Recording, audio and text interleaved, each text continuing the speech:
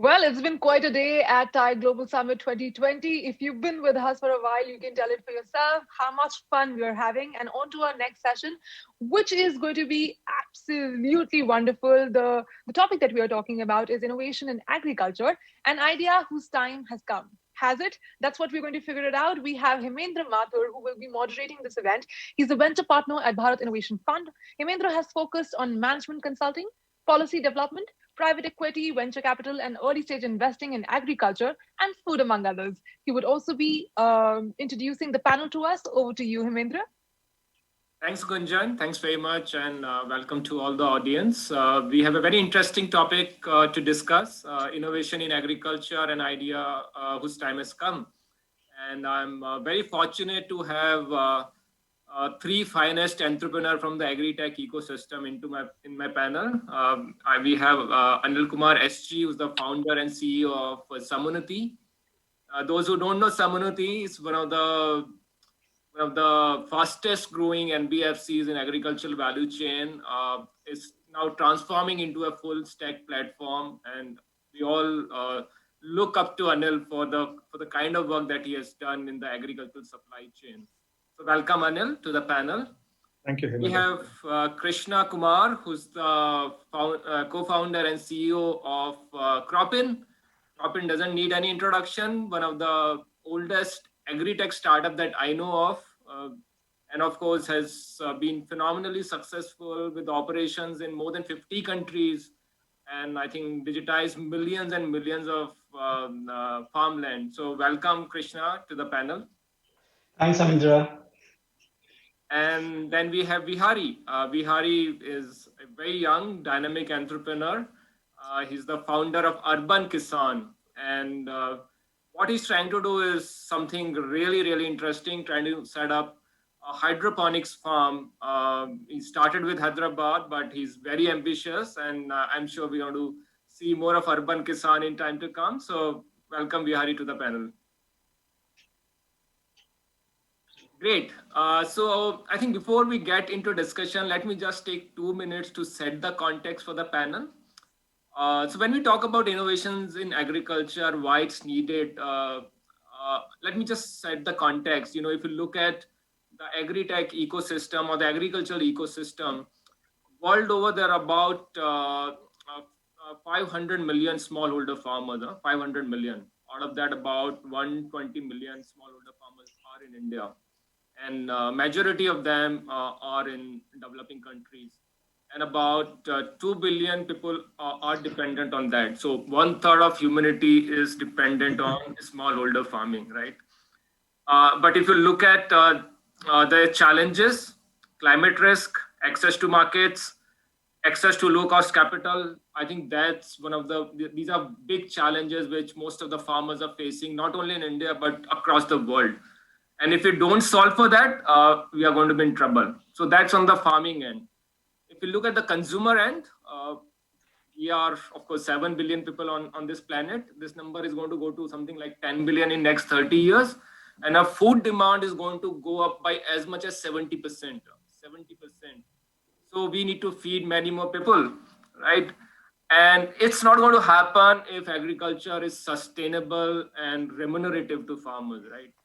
So, and we know the challenges which we are facing. You know, the climate risks are becoming more and more evident. Sustainability is becoming a question. A lot of farmers are quitting farming. So these are some very real challenges that we are facing. And I think one of the biggest factor which can possibly solve this is use of innovations and technology. I think innovation, apart from policy, apart from agri-infra and other initiatives that we can take in the sector, is going to be one of the key growth drivers for the sector. I think that's been accepted by each and everyone, not just startups. I think industry, policymakers, investor, everyone is realizing the importance of innovations and agri-tech. So I think it's an extremely important sector. So with that, I'll probably get to my panel. Maybe I can start with Krishna. I think the guy who introduced word agri-tech to me about a decade back. Krishna, you can talk about your journey, but specifically if you can talk about how agri data is evolving, you know, And what kind of use cases have you seen, and specifically in financing and insurance? Because I think these are two big use cases for any ag data application. Over to you, Krishna. Sure. Thanks, Hemendra. So let me introduce Cropin very briefly. So Cropin is AI and data-led agtech company, and we started with a vision of introducing data-driven farming in agriculture, right? So with for all the ecosystem player, and when we started in 2010, there was no data, right? So most of the decisions were gut-based, and as Hemendra sir was saying, climate change uh, and many other aspects are increasing the risk in agriculture. So how do you mitigate that? And the idea was until unless we know the farms one from one step closure, we're not able to understand what the challenges the farmer is facing in a distant country or a distant state or a village. And in order to do that, we needed a technology framework, SOP, to manage this. We have globally around 580 million farms. We do farming on 1.3 billion hectares globally, and out of which 500 million farmers will be a smallholder. Now, if you really want to impact those farms and make them sustainable, predictable, and traceable, you need a technology framework. You need a data framework, and not only for one location, for globally, because the data in our silos can't give you the answers which you're looking for, but the data together can give you a very precise answers which can really create the per acre value for the farmer and for the ecosystem. And that was with that we started Cropin. Today we work in 52 countries.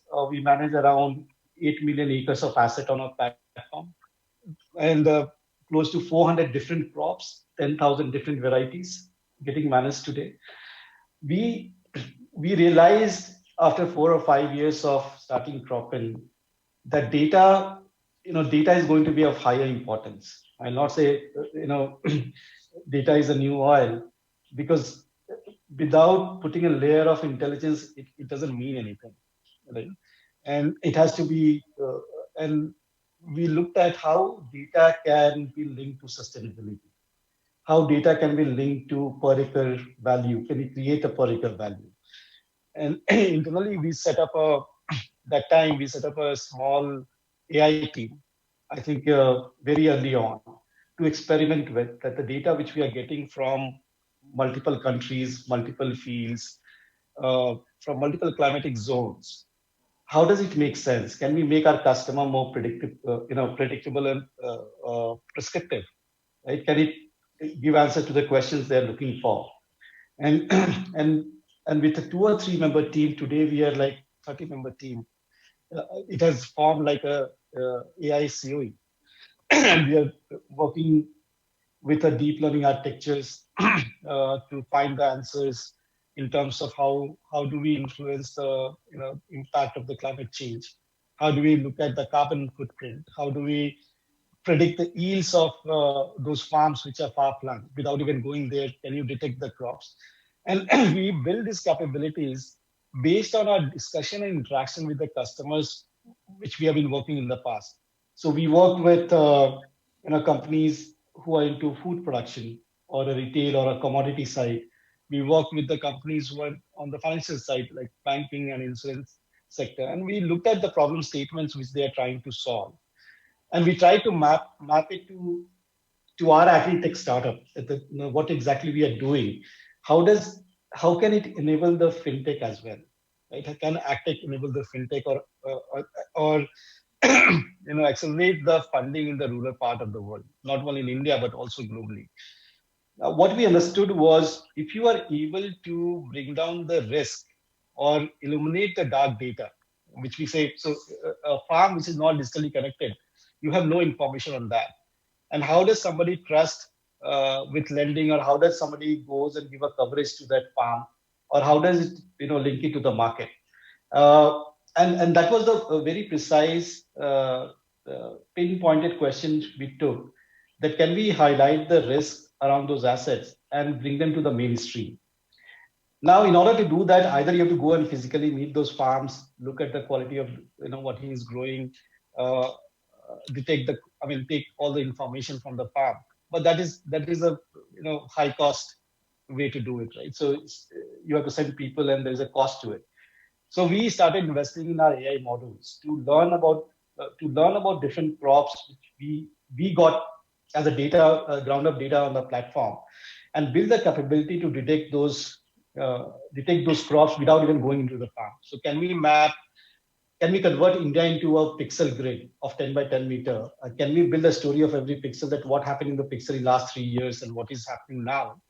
And what is the forecast of that particular farm?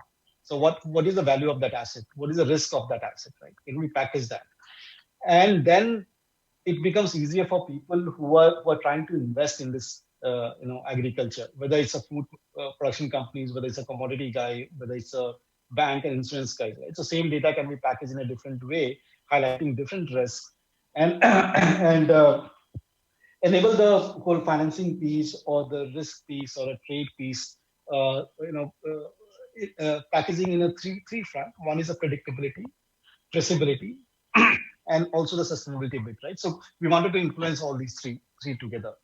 So I think data is going to play a major role, and and uh, and I also learned on the way that collecting data, in order to build the models, you need trillions of data sets. You can't train a model which can give you accuracy which is acceptable in the market. And we can't even go into the farm to collect the data because the cost of collecting data is very high. We did this calculation based on what we have today on our platform, from these 52 countries and millions of acres which are on the platform today. And we did the economic calculation that if Cropin has to go today to collect this data, or any other company has to go and collect this data, how much is it going to cost you? If we have to build the models, and the primary requirement is to get this data. And it came to more than $150 million. Now, we were lucky that we had the model which was bringing the data on the platform, and we are getting paid for that. So we don't have to spend to get that data, right? Now the models which we are building, we are trying to bring democracy, democratize the whole data for the good of the ecosystem, right? So we are not just working for the farmers or for the companies, but we are working for the whole ecosystem. So if you can bring out this element of predictability, traceability, and sustainability, it's a higher importance to the bank or to the government or the policymakers or even for the food industry. Right? So this is how we see it today. So Cropin has transformed from a data company to an AI company, right? So we said we will introduce data-driven farming, but today, we are AI and data-led agtech company. So that's the journey we have seen in the last 10 years. Yeah. That's great, Krishna. And what you talked about intersection of, clearly, I think the role of data in building fintech model in agriculture is extremely important. I personally believe if you don't have digitization, we are not going to have financing at scale in the agricultural ecosystem. So great work. I'll come back to you. I have a few questions for you. So probably I can move to Anil now. Anil, we all revere the way you have built Sammoonity. We would like to learn more about what is Sammoonity's platform approach, and how and what you call as AMLA approach to build access for farmers to credit and markets. I think that is something which is very innovative in the ecosystem. So we would like to learn more about that from you. Sure. Good afternoon, everyone, and wonderful to be on the panel with all the friends around. It's a privilege. So Sammoonity is an entity that is building a value chain proposition to agriculture. And in building a value chain proposition, we work with the demand side of the value chain, representing the agri enterprises. And on the supply side, we work with farmer collectives, otherwise called as FPOs. And the reason why the company exists is to do two things. One, how do we make the value chains operate at a higher equilibrium? And thereby, how do we make markets work for smallholder farmers? That is the reason why Sammoonity as a company exists.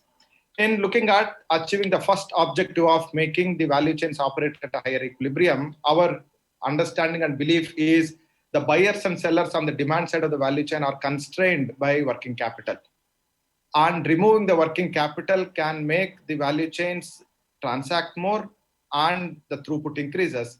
Thereby, the players in the value chain looking for new lines of supply. And whenever there is a buyer and seller, irrespective of whether it is agriculture or not, working capital indeed is the lubricant that makes the goods and cash move across. But this problem gets accentuated in agriculture because you have seasonalities and cyclicalities. Everybody wants to buy when the prices are the cheapest soon after harvest, and that's when the seller would want money and the buyer would say, I will pay later, because a lot of working capital in the value chain comes from the supplier's credit to the buyers. So what we are looking at is, can we first look at the demand side of the value chain and remove that constraint and make the buyers and sellers still operate together in the same way that they are operating, with Sammunnati providing the lubrication that is required for throughput to increase. And the hypothesis there is, once the throughput increases is when the suppliers or the sellers would be looking for new lines of supply. And that is when our work with the farmer collectives would come into the picture. How can we make FPOs to be able to access the demand that is getting generated by new lines of supplies that are getting created, is where the entire engagement with the FPOs come in. And that is where our AMLA approach, Hemendra, that you mentioned, comes into picture.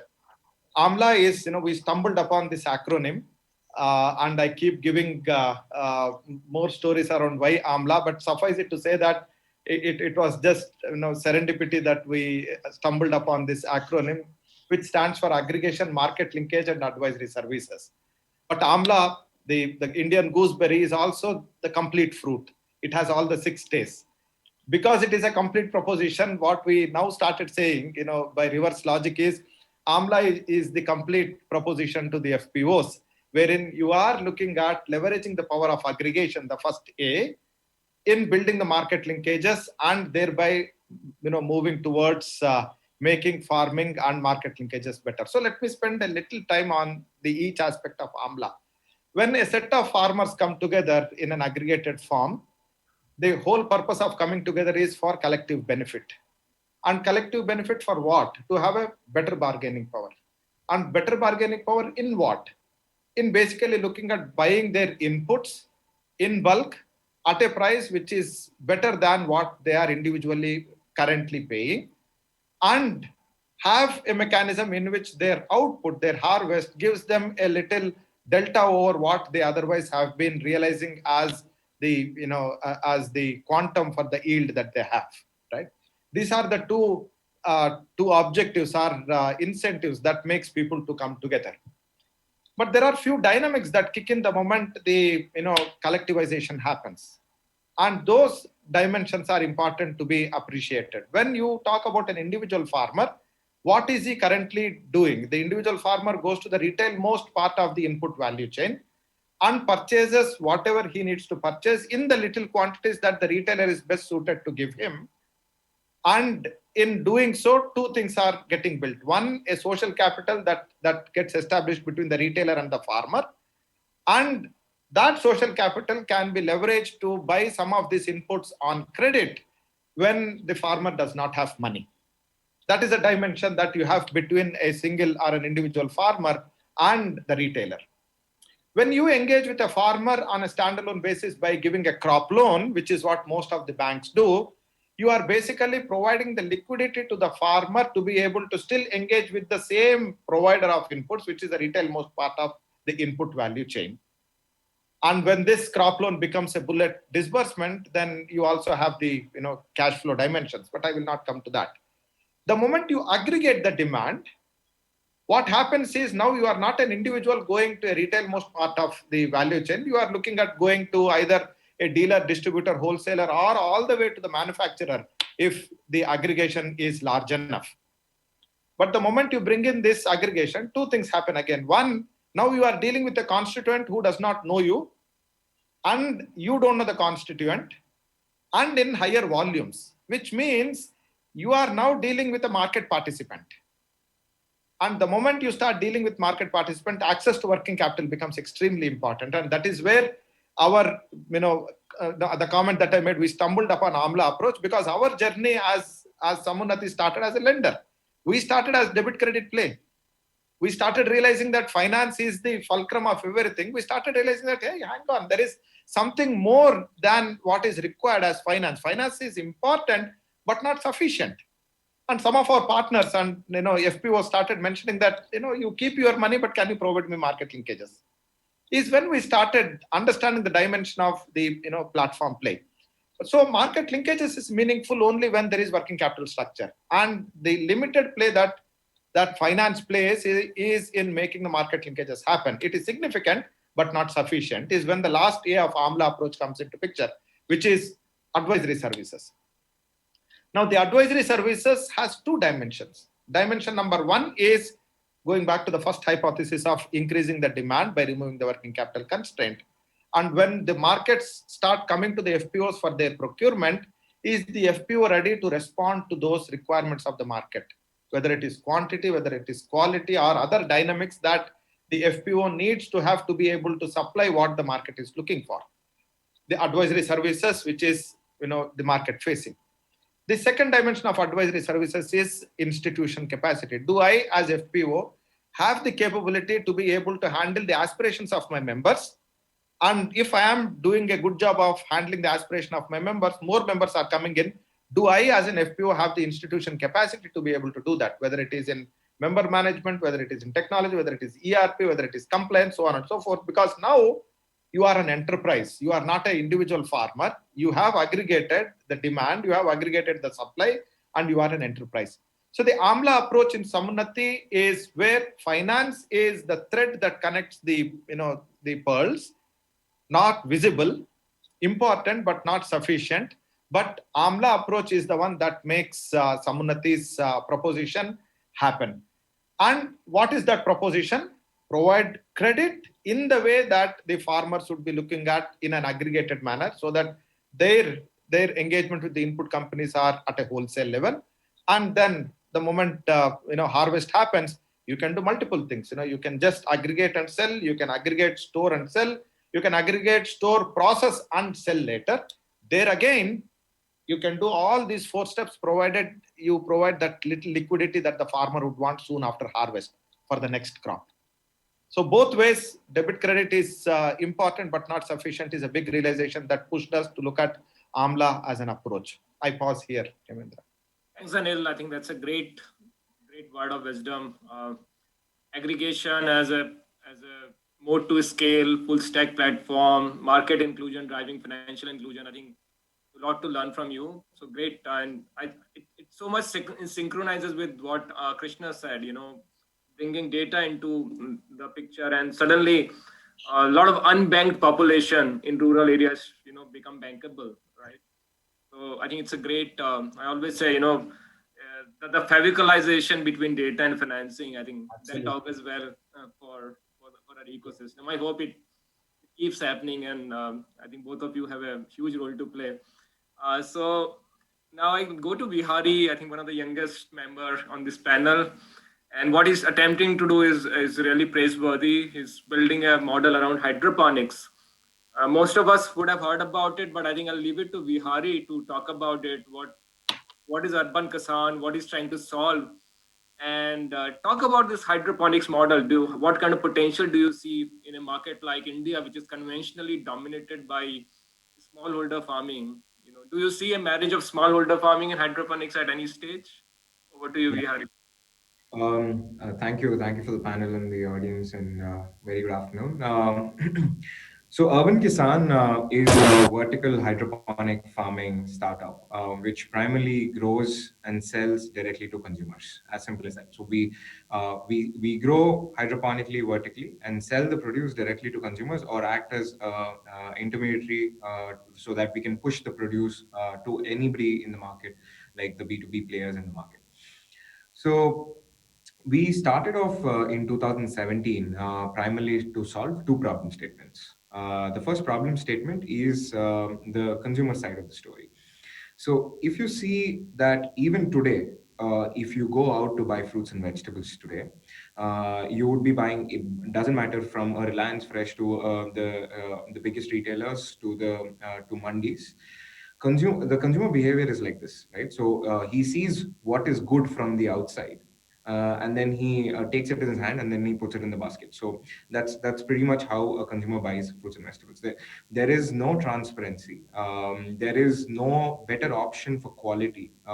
If even though the consumer wants to pay a premium, or it doesn't matter, the consumer does not have a choice to buy better quality vegetables and fruits in the market at this point. And most of the vegetables or fruits which are sold in India are beyond recommended levels of pesticide used, and everybody knows it, acknowledges it. But but since the consumer does not have any choice, he just buys what is available in the market. Now, is there a brand which consumers can rely on when they're buying the FNV today? Was a question we wanted to ask. And second is the sustainability side of agriculture, right? Now, but like you how you said, right, majority of the people are leaving farming. The second generation farmers not coming back farming.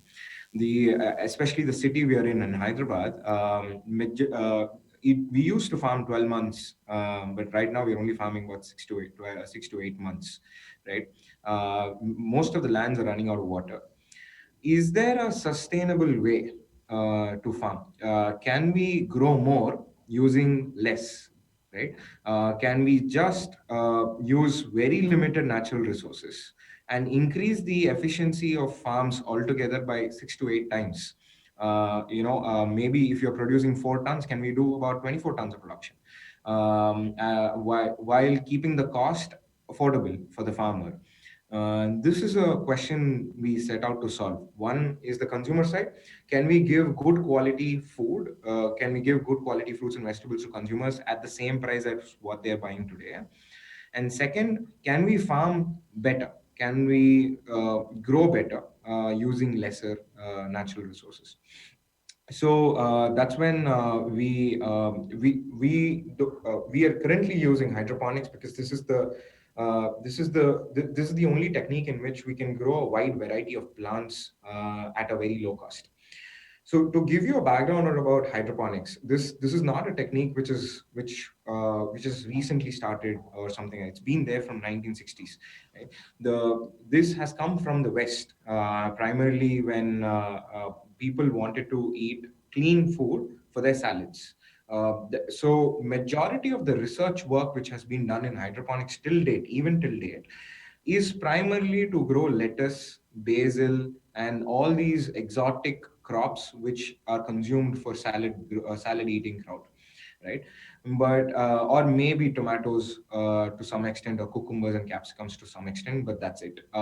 These are the three major vegetables which are grown in hydroponics, and most majority salad greens.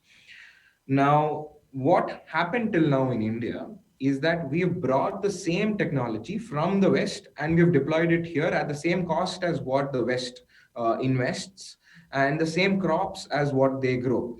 And we are trying to, hydroponics has been wrongly projected in India that it is very costly and you can only grow greens, and you can only sell it at a premium, and it's only for the people who can pay a premium, right? So we are completely breaking that norm by making hydroponics as affordable as an open field farm, and bringing in varieties like chilies, lady's finger, to cucumbers, to every other vegetable. Almost about 60 odd vegetables can be now grown using hydroponic techniques through Urban Kisan, which makes this technique available to every farmer, right? So even if you're a small landholder with about less than half an acre, you will still be able to produce at least 2 to 3 acres of worth produce in your own farm by investing whatever is required for 2 to 3 acres in the limited farm which you have, right? So and we're not talking about lettuces or basils, we're talking about your regular Indian vegetables, right? For this we had to do a lot of research, because research was stopped only to grow these exotic greens and exotic vegetables. Now, do we have? Is there seeds starting from seed, right? Is there? Let's say, for example, lady's finger. Do we have seeds? Do we to grow them in hydroponically? No. Do we have seeds for lettuces to be grown hydroponically? Yes. There are seed companies which grow hydroponic seed varieties or breed seed varieties, but only to probably 15 crops. That's all, not to a wide range of crops. So we started breeding seed varieties which suit hydroponics to suit the hydroponic systems, with a wide range of crop varieties, so that every farmer can start buying these seeds and start converting their farms into hydroponics, so that they use 95% less water and they don't have to use any soil and they don't have to use any pesticides to be sprayed on them, right? Now, that is where we stand today. We have about 30 to 35 acres under coverage in hydroponics. And the problem is, whenever we start converting any of these farms, saying that, you know what, you'll get 5 times better yield, your investment is the same, the first question they'll ask is, will you buy my produce? Right? So we had to jump into the consumer side of this as well. Now, that is where we are trying to create a brand, which is our first problem statement, which I told you of. If I could say, we could link to Licious in the meat space as to how they've created a brand in the meat space. That's something which we are trying to bring in the F&B space, and buying all the produce from the hydroponic farms, which we are setting up at the same cost as open field farm, and selling them directly to consumers, because at the end of the day, I think they are the only one who value good product. That's a story about hydroponics. That's great, Vihari. That's really good. And I think thanks for dispelling this myth that hydroponics is only for premium products and it's going to be expensive, high capex. I think most of us live under that impression, but you are taking it to smallholder farmer. I think there's a lot to do. I think the scalability is very different if you start looking from that lens. And on your point on market linkage, I think that's important. You know, you are not going to scale without linking market. I think Amla is a way out for you. But I can tell you, in COVID times, the D2C, the direct to consumer model, has scaled beyond imagination. And I think that's can provide opportunities for models like you, which have a high on productivity, traceability, quality control, etc. I think we have probably 6 to 7 minutes left. We'll have a quick round of next round of questions. Please be brief in answering those questions. Coming back to you, Krishna, I think one important aspect which we should touch upon is traceability, right? And I think the data-driven approach definitely gives a lot of points for tracing the food from where it is coming. How important those solutions are going to be for export-linked supply chain? You know, we have very ambitious target, $100 billion of exports. We are at about $30 billion. And I don't think we are going to get there unless we have very strong data-driven traceability solution. Do you think you have the solutions for that? Yeah, so I think traceability is a big ask in the market, and post-COVID, definitely it's going to be amplified. As Bihari was mentioning, that there's a lot of MRLs or residue is on our food products, and we don't have a choice to buy. But when you go to Europe or you go to US or to Japan, they want all traceability. They want to only import foods which are which are sustainably grown, no overdose of pesticides, and they do all the testing, and they want complete traceability.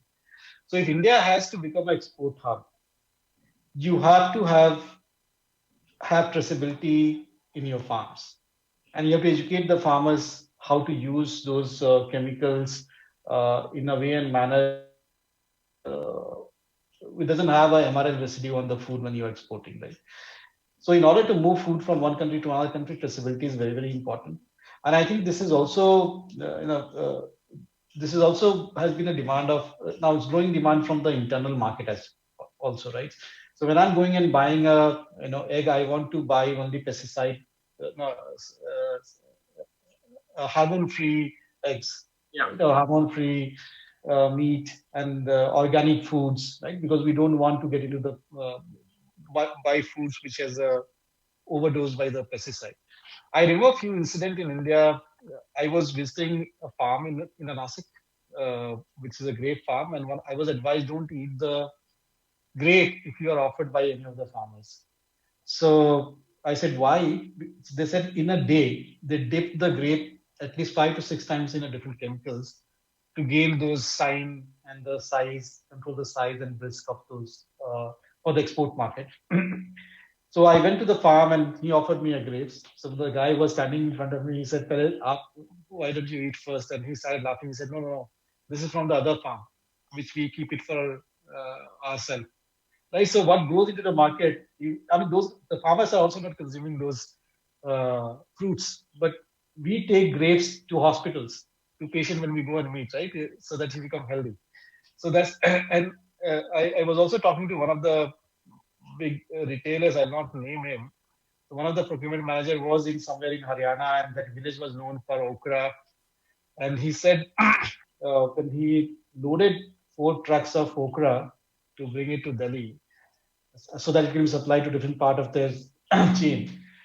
He mentioned that after 3 o'clock, they wanted to have a lunch. So they asked the farmer, where should I go and have a lunch? He said, there's so many dabas on the road. You can stop anywhere, you can have it. But then he took a pause and said, don't have the bhindi or the okra. He said, why? Because, recently it got harvested and we use heavy pesticide spray so that it doesn't get damaged by the pests and all. And then he started recollecting his images from his memory when he was finalizing the farms. He saw the cats and dogs were dead in the farms, right? Because before I hope we have the solutions for it, right? As a consumer, not just exports, I would say that even the domestic consumer. Yeah, so I think it is of high importance that we start asking these questions, right? What we are consuming. You can't just sell me something at 30 rupees per kg and I'm eating, which is so poisonous, right? Right. And the guy said, when I go to buy bhindi, because I love bhindi, I go to a lady who's sitting with only small okra, and it has got some spots of the pest. I buy that because I know no pesticide has been spread there. So this is the guy who is procuring, right? But when we go to the market, we just look at the which one is looking good and we just buy it. Right. So I think we need to give a prime importance. And if you want to really become $100 billion export market, trust me, we have to do more trade with Europe, who are very, very cautious about sustainability and how what food they are eating, and we have to comply with those norms. And once it's a demand driven, I think this will populate. Punjab, the seed, it's a seed hub for potato, and I think we are working with the Punjab government to make every seed which is getting produced from the farms has a QR code. So if you scan it, it will tell you where it is coming from, how it has been grown, and it's also getting exported in the outside market as well. So I think traceability has picked up in the country, and people are asking for traceable product or maybe safe product. And in order to prove that it's safe, you have to have the traceability at the back end. Yeah, and I think the best thing is consumer is willing to pay. I think that's another important dimension. Who'll pay for it. So I think, and of course, technology is making it more accessible. So thanks, Krishna. I think since we are short of time, maybe one more question to Anil and Vihari each. Anil, in your scheme of things, how important is partnership with Agritech? Unmute yourself.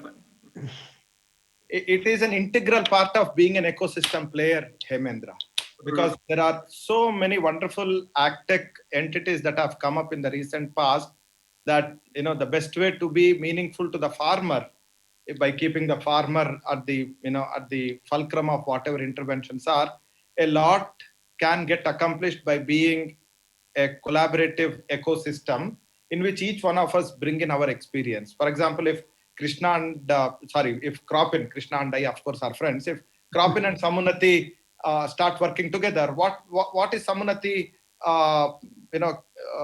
worried about? It is worried about end-use monitoring, worried about whether activity for which the money has been taken is happening or not. That's exactly what the satellite imagery that Cropin does provides, saying that this piece of land that you have taken as the basis for the income generation has generated so much of income in the last X number of years, and your money has gone for this, and this is what the stage of the crop is. That's the kind of complementarity that the data analytics of Cropin can bring in for Sammunnati to be able to make meaningful decisions. That is from the ecosystem perspective. But if you look at from the agtech companies perspective, if you look at the startups, You cannot keep going to the farmers for standalone siloed propositions, something that your article also talks about, Hemendra. Imagine if we are to buy something. For tomatoes, you go to one shop. For coriander, I go to another shop. For rice, I go to the third shop. For my oil, I go to the fourth shop. Why supermarkets are so so convenient? They are called convenient stores or convenios, is because you get everything in one area or one place. Can we also have that ecosystem approach where keep the farmer at the center? All the services that are required indeed are provided, with the farmer being the user, being the beneficiary, and entities like the AgTech company, startups, and Sammunnati are all the players who are interested in reaching out to the farmers work together in tandem to be able to offer a meaningful solution to them. Now, the moment you flip the requirement, and that is where Sammunnati's startup platform called Samaram comes into picture. Now, this AgTech startups are also nascent, small, and they are finding their feet.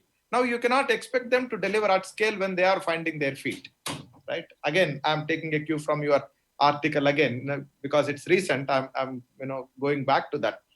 They themselves, it's like blind leading a blind. No, they are very nascent, very fragile, and you expect them to play the role of taking it to the farmers, and play the role of an ecosystem player. What Samaram is hoping to do is provide that kind of a brotherly support, if I can use that terminology, in which we say that, hey, you may require three things, you may require all the three, or you may require any of these three services. One, if you require any of your working capital structures or funding, Sammunnati can be a player who can look at working with you. Second is, you need access to the FPOs and the farmers that Sammunnati is working, so that you would be able to channelize your product to them to, one, be a distributor if you have scale, or proof of concept if you have to prove scale. And the third dimension of why AgTech startups might see Samaram to be interesting is, should the user after that is interested to be able to buy back or to be able to buy the produce or the service, Sammunnati can structure financing so that the value addition happens. So AgTech, in my view, to conclude, the startups as well as AgTech companies are integral and have a symbiotic relationship with everything that we do, provided we keep the farmer at the center of our universe. Thanks, Anil. Thanks for great thoughts. Vihari, last 60 seconds to you. What kind of support do you expect from the ecosystem? How we can help you scale faster? Yes. 60 seconds, because we're out of time. I think a lot of players it's all complementary, like how Anil said, it's all complementary. There's if farmer is at the center, and if we are doing, let's say we are able to provide the growing support to the farmer, if Cropin is able to give the data science support to the farmer, and if Anil sir is able to give the financing and the working capital to the farmer, at the end of the day, he is the one who's going to get benefited, and at the we can provide the entire traceability from seeds to harvest. We can provide the whole traceability, and then the consumer gets benefited. So we are all working for the same cause. So probably if we are able to come together and link and work with each other, I think that should be of great help for both farmers And I can say with a lot of confidence, having worked with hundreds of startups, I think it's one of the most collaborative ecosystem that I have seen among all other sectors. And that's why the mortality rate is very low, and each entrepreneur is willing to go out of the way to other entrepreneurs. So I think with those thoughts, thanks very much, Anil, Krishna, Vihari. It's been a great discussion. I know we could have gone for another 20 minutes or half an hour, but we'll probably stop here. And thanks to the TGS team for giving this wonderful opportunity to all of us. Over to you, Gunjan. Thank you. Thank you so much, Hemendra. That was a fantastic session, and what a rightly timed session. High time that we talk about agriculture and farmers. Having said that, it was a pleasure having you all today. Thank you so much again. Thank you. Thank you. Thank you all.